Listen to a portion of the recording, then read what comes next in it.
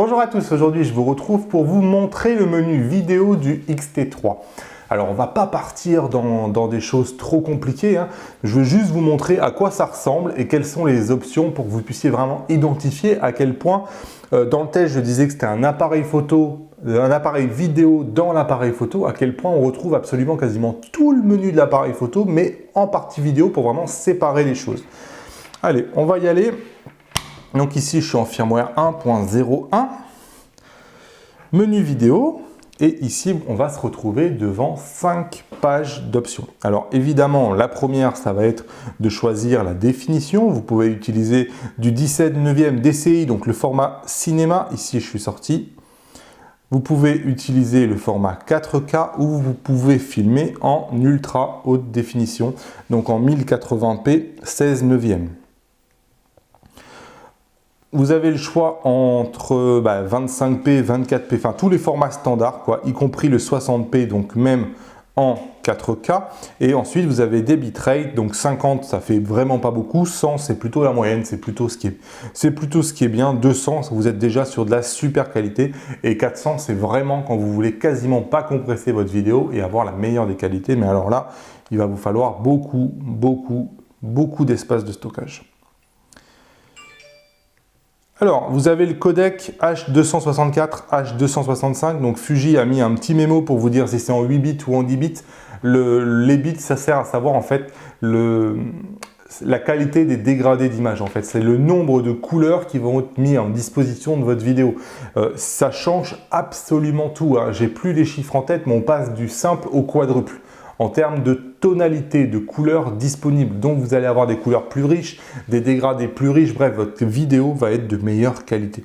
4.2.0, 4.2.2, je ne vais pas expliquer exactement ce que c'est ici, mais globalement, c'est entre guillemets la compression de votre image et le nombre d'informations qui vont être stockées sur vos images. Donc par exemple, il va y avoir des... Bon, je vais pas rentrer dans le détail ici, mais enfin, ça vient encore une fois jouer sur la qualité de votre image.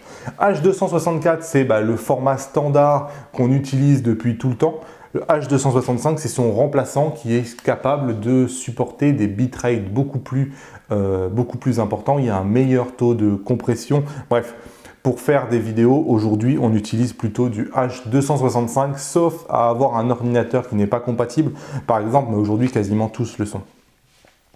L'algorithme de compression, Longop, a priori, pour la plupart des vidéos, si vous voulez à tout prix la meilleure des qualités, mais au prix, encore une fois, d'un stockage qui va être extrêmement lourd et vous ne pourrez pas faire de 4K 60 images par seconde, vous pouvez prendre de l'intra-image. Bref, tout ça, c'est beaucoup d'options compliquées. Je ferai peut-être une vidéo pour vous expliquer exactement qu'est-ce que c'est toutes ces options-là. Mais enfin, ça ne change pas grand-chose. Tout ce que vous devez retenir, c'est que a priori, vous vous mettez en Longop, a priori, vous vous mettez en H265 parce que c'est la meilleure des compressions. Et vous mettez après vous voyez si vous faites de la 4K ou pas. Moi personnellement, j'en fais pas trop, mais si vous la faites, vous n'êtes pas obligé de faire du 60 fps aujourd'hui. Franchement, faire du 25 fps, c'est déjà très bien. Et vous filmez avec un bitrate de 100. À mon sens, c'est les réglages standards pour une qualité standard des vidéos. Alors, vous avez toujours l'option de pouvoir faire des ralentis. Malheureusement, le son n'est toujours pas enregistré pendant les ralentis et les ralentis sont générés automatiquement par l'appareil photo. Donc, vous n'avez pas la possibilité d'avoir une vraie vidéo 120 fps en fait. La vidéo, elle est déjà ralentie par l'appareil photo. Donc, vous n'avez pas vraiment je ne sais pas comment l'expliquer, mais vous n'avez pas exactement une vidéo au format standard avec 120 images par seconde. Ici, automatiquement, le ralenti est généré par l'appareil photo. Et si vous vouliez gérer vous-même votre ralenti avec par exemple des rampes de lancement et des rampes de changement de la rapidité du ralenti, tout ça, c'est beaucoup plus compliqué à faire que si vous aviez une vraie vidéo à 120 images par seconde. La simulation de film, vous voyez ici, on le retrouve donc dans la vidéo, donc ce qui veut dire que vous pouvez choisir une simulation de film en vidéo et vous pouvez ensuite choisir une simulation de film en photo.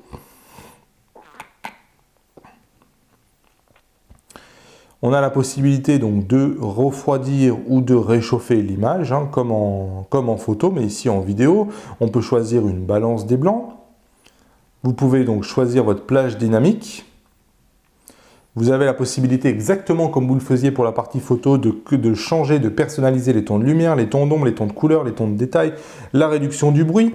Vous pouvez appliquer une réduction du bruit entre deux images. Vous savez, c'est la méthode d'empilement. Hein. Quand on fait une photo, par exemple, on sait que le bruit est toujours aléatoire.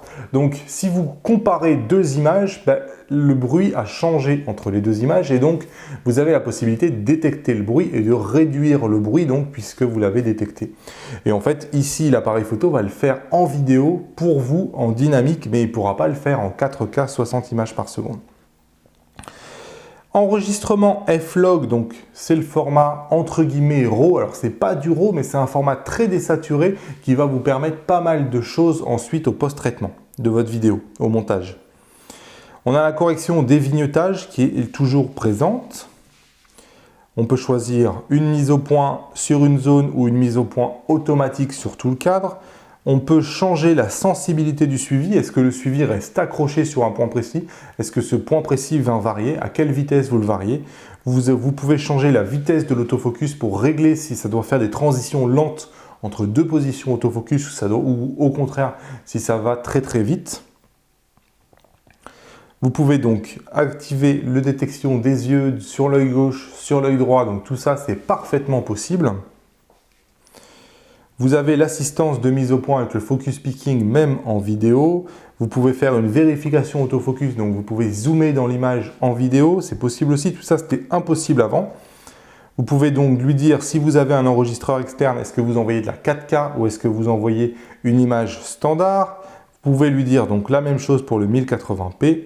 Vous pouvez déterminer si vous envoyez les informations HDMI sur l'appareil ou pas. Vous pouvez lui dire, bon ça la veille c'est pas très important, vous pouvez lui dire si les commandes qui sont faites sur l'écran HDMI contrôlent l'appareil photo et lancent l'enregistrement ou non.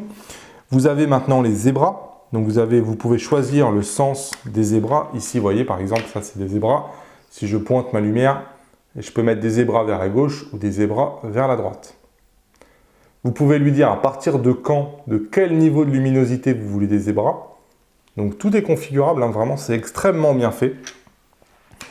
Vous avez des réglages pour l'audio, donc si vous avez un micro par rapport au micro interne, par rapport à un micro externe, par rapport au volume du casque.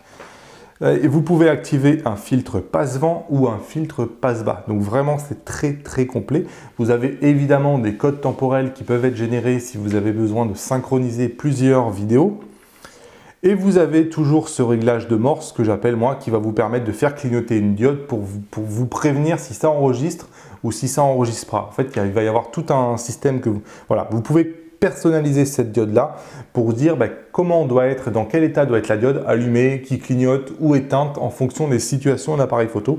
Comme ça, vous n'avez pas de retour vidéo, vous n'avez pas d'écran, mais enfin quand même, vous voyez la diode ici et vous savez que ça enregistre. Et le dernier, c'est les commandes silence vidéo. Alors là, vous passez totalement en manuel au niveau de la gestion de l'exposition, de la vitesse et des ISO. Mais ça veut dire que quand vous allez vous mettre en vidéo, par exemple, je me mets en vidéo ici.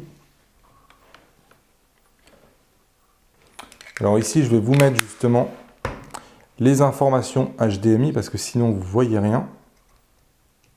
Hop, je vous le mets sur On. Voilà, comme ça, vous avez toutes les infos. Et donc, les commandes vidéo, vous voyez, c'est le 7 qui est ici, qui me dit en fait que j'appuie sur le 7 de manière tactile. Ah, ici l'écran tactile n'est pas activé, donc je vais aller l'activer. Config écran tactile. Oui, et c'est parti.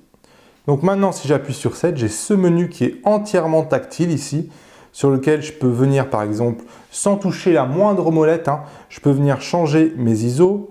Hop, si je clique dessus, la valeur est sélectionnée. Donc ici par exemple, je peux prendre ISO 96, je fais n'importe quoi.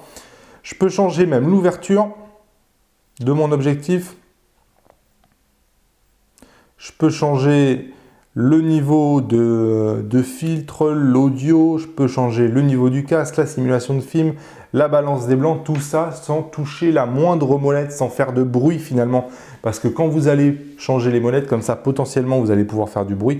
Ici, vous allez pouvoir faire ça de manière très fluide directement depuis l'écran tactile et ça en vidéo c'est plutôt un avantage. Donc ça c'est les commandes de silence audio qu'on a vu ici que vous pouvez activer ou désactiver. Si vous les activez, vous êtes totalement en manuel. Voilà, comme vous pouvez voir, c'est un menu vidéo qui est extrêmement complet, qui va être complété d'ici la fin de l'année par d'autres options, donc l'hybride gamma, je sais pas quoi, l'hybride log, je sais pas ce que c'est, on verra bien quand ça sortira.